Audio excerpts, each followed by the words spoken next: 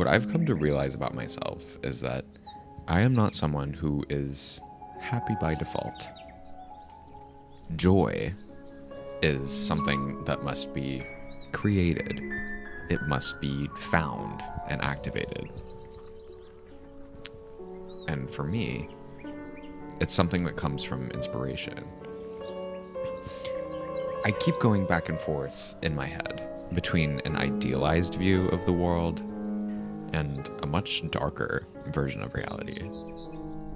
When I apply this more idealized view, I live a much lighter life, filled with what feels like happiness. It's something I craft in my head, where I have ultimate control over everything I see. Everything is a bit more glowy and saturated and sharp. And just below that surface, it is completely hollowed out.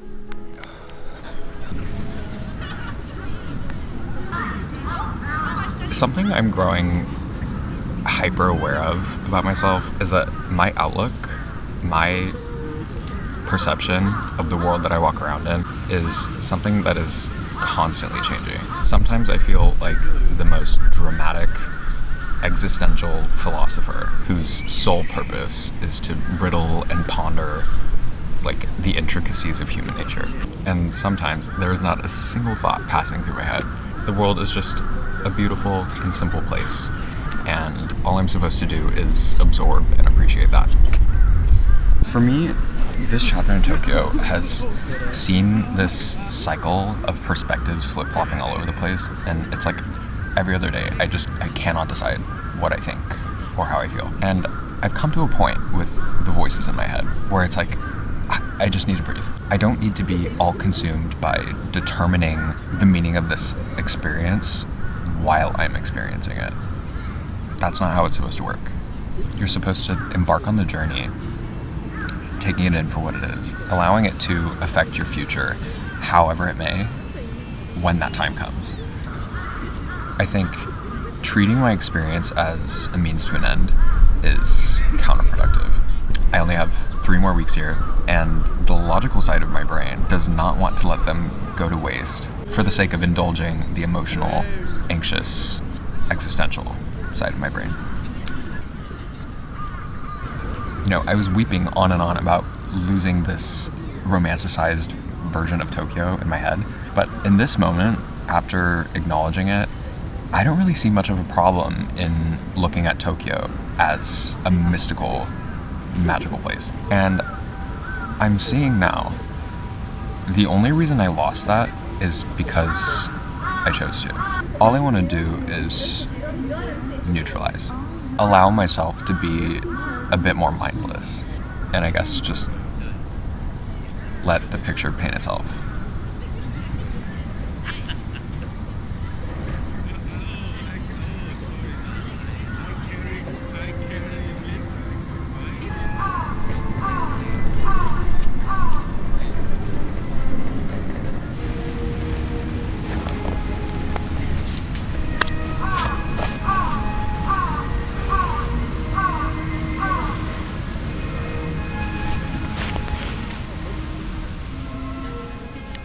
In assuming an optimistic perspective, my mind starts to encompass that metaphor of looking at the world through rose-colored glasses, as opposed to maybe dark blue glasses.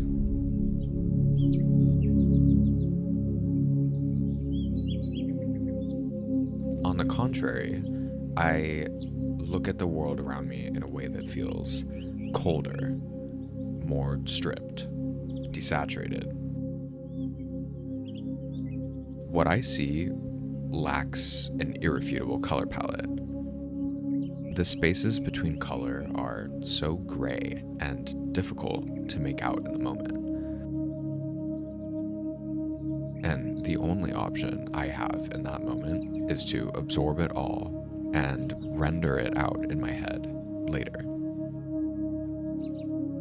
It's a slower process of understanding what's happening in the world around me, whether or not I like it, whether or not I understand it, whether or not it makes me happy. And the thing is, when I end up actualizing how I feel in that stage of post-processing, there's almost a twisted sense of fulfillment, a feeling of accomplishment after walking directly into a cloud of fog and being able to find a patch of clarity.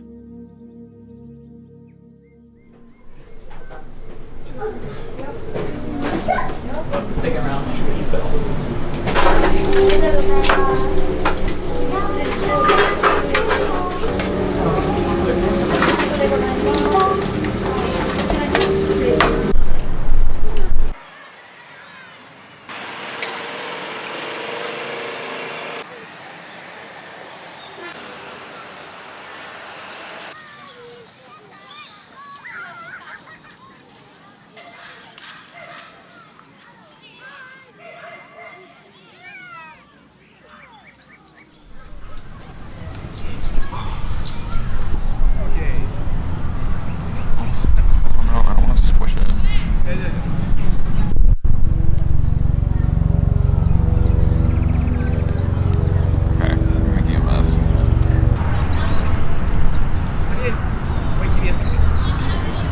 Oh my god.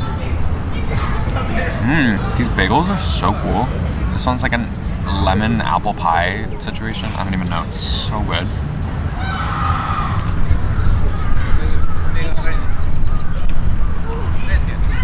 I will say, it feels really wrong eating a bagel like this, not like sliced down the middle. I don't know. This is the closest thing I have to New York right now. I am missing it. You know what I think? I think I've fried my brain from philosophizing too hard. At this point, there are no thoughts up here. You know, to take a step out of the philosophy tornado, I think the bottom line regarding positive and negative perspective is I'm stumped because the way in which I lean feels out of my control. And that is terrifying. Sort of like psychological disconnect I've been having. I feel like it's entirely a product of me being struck with such a polar opposite of the environment that I've kind of grown accustomed to in New York.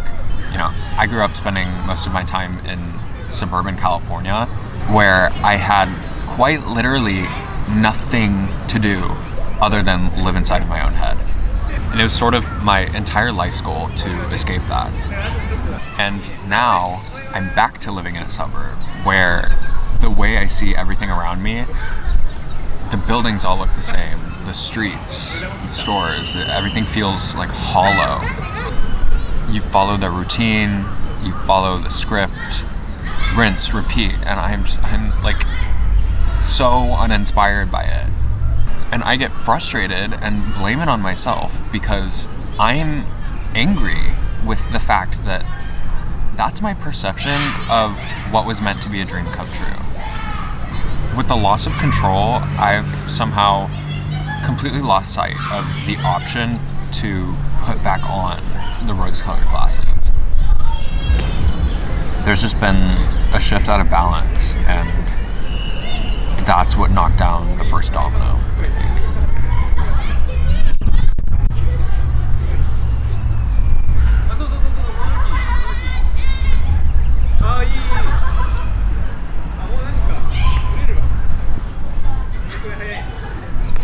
It's a really good bagel.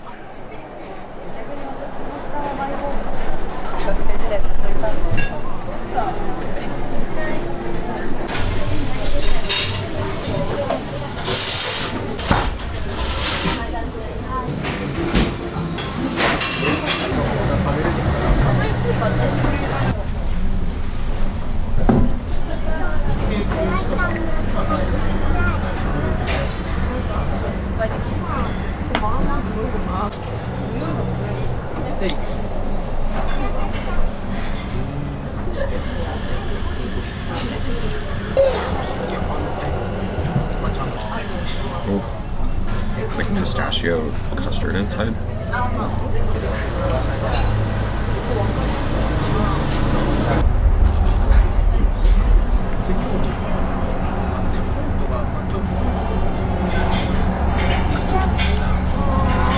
I've been feeling really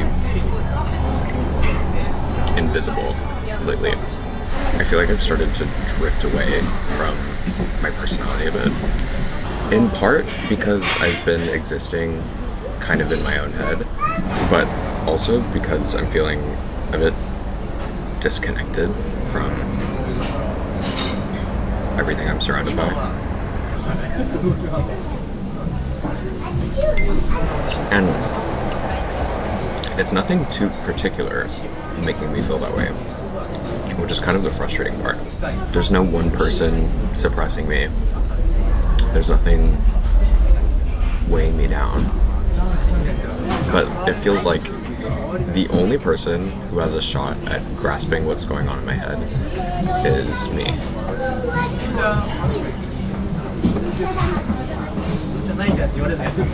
So, I don't know. Solo date was definitely in order.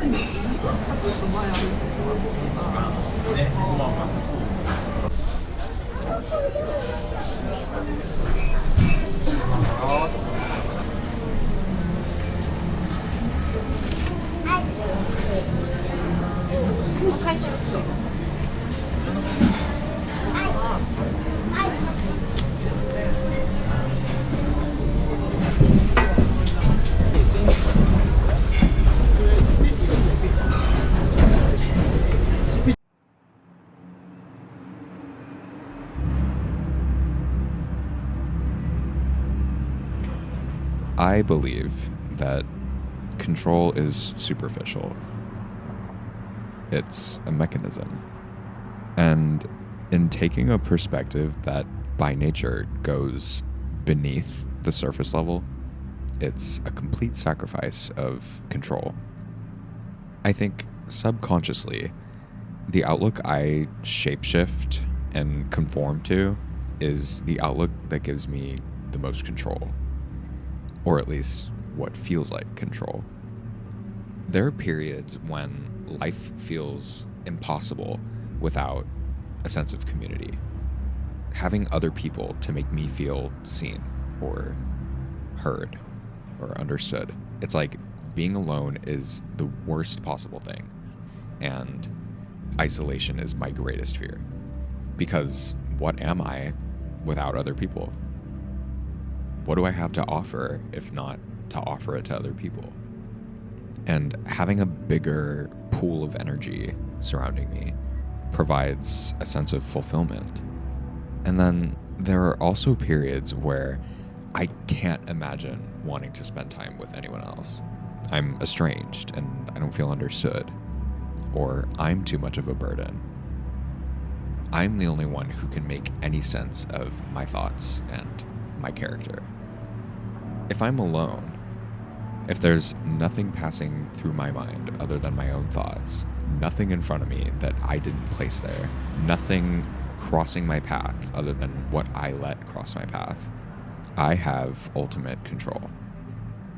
But then, I don't always have control over my thoughts. I don't always feel at peace in my mind. So, I seek safety in other people. I filter my thoughts through them.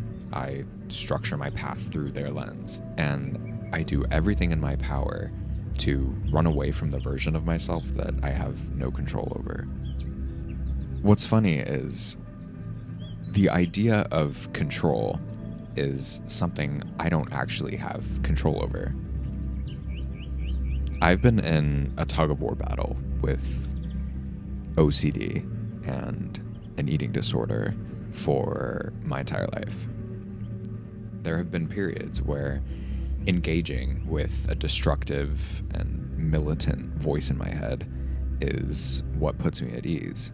And it's like a power trip because I have the ability to override my system's natural programming of telling my brain what my body needs and how I'm meant to supply that. I have the power to dismiss instinct and to refuse my body's innate way of surviving because I said so. And on the flip side, I've experienced the same power trip in a completely opposite way, where having full freedom is something that feels almost identical to having full control.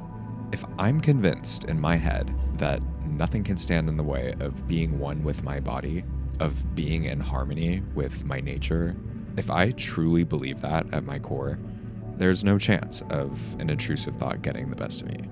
As a being whose mind and body are one and the same, the power is in my hands, not in the hands of this other voice that thinks it can speak louder than me. So the point I'm trying to make is the anxious mind employs this cycle of constantly changing perspectives, constantly swinging in and out of control, and questioning the legitimacy of feelings. The anxious mind does everything possible to punch and swing and run away at light speed from the thing it fears the most, which is itself.